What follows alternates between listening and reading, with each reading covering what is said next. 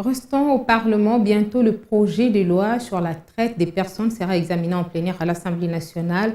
Bien avant, ce texte est transmis à la Chambre basse du Parlement et est tombé dans la commission genre, famille et enfants. Les membres de cette commission ont eu un atelier de sensibilisation mercredi sur cette question avec des organisations internationales et étatiques spécialisées. Matin du mercredi 18 mai, hall du Palais du Peuple. Si la salle des congrès est fermée, cela n'est pourtant pas le cas de la salle des banquets et de la salle des spectacles.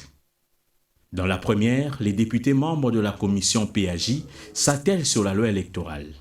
Dans la seconde, c'est la commission genre, famille et enfants qui reçoit l'APLTP et ses partenaires techniques, l'OIM et financiers USAID, pour un plaidoyer sur la loi sur la traite des personnes. Vu l'enjeu du texte, les membres de cette commission se sont vus rejoints par les députés nationaux d'autres commissions permanentes. On peut s'attendre à ce qu'il y ait une loi qui va combler le vide juridique. On l'a dit dans nos propos précédents, l'actualité est prise en otage par des filles et par des enfants qui sont amenés outre-mer pour faire des services non appropriés. Et jusque-là, la RDC n'avait pas une loi spécifique qui peut réprimer des pratiques des traites des personnes. Et heureusement pour nous, cette loi a été envoyée directement vers la commission du genre, famille et enfants, ce qui explique que la majorité de ces victimes sont soit des femmes, soit des enfants. Et aujourd'hui, c'est un honneur. Cet atelier, c'est un moment de renforcement de capacité des députés qui sont certes élus du peuple, mais qui ont besoin aussi de la matière et des arguments pour défendre ce projet de loi pendant la grande plénière et en commission. L'enjeu est donc de taille. L'APLTP, comme ses partenaires, appelle à un examen en urgence de ce document.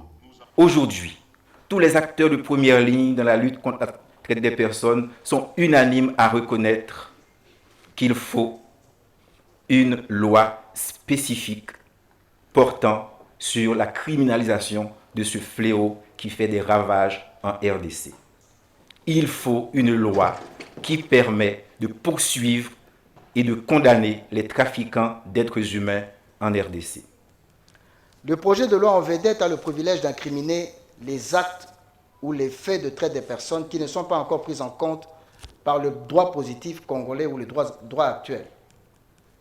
Il a l'avantage d'enrichir le code pénal congolais, en particulier la section 5 du titre 1er, en y ajoutant un arsenal des infractions en matière de traite des personnes visant essentiellement la protection de la dignité humaine, tel que consacré par l'article 16 de notre Constitution, car la traite de personnes a pour point fort, pour point négatif, d'annihiler, de par l'exploitation de l'homme par l'homme, tous les droits et valeurs attachées à une personne humaine, notamment celle de la liberté de sa dignité, en la ramenant au niveau soit d'un animal, soit d'une simple chose. L'idéal est que ce projet de loi soit examiné pendant cette session de mars. Entre-temps, un numéro vert, le 129, est disponible pour dénoncer cette forme d'esclavagisme moderne.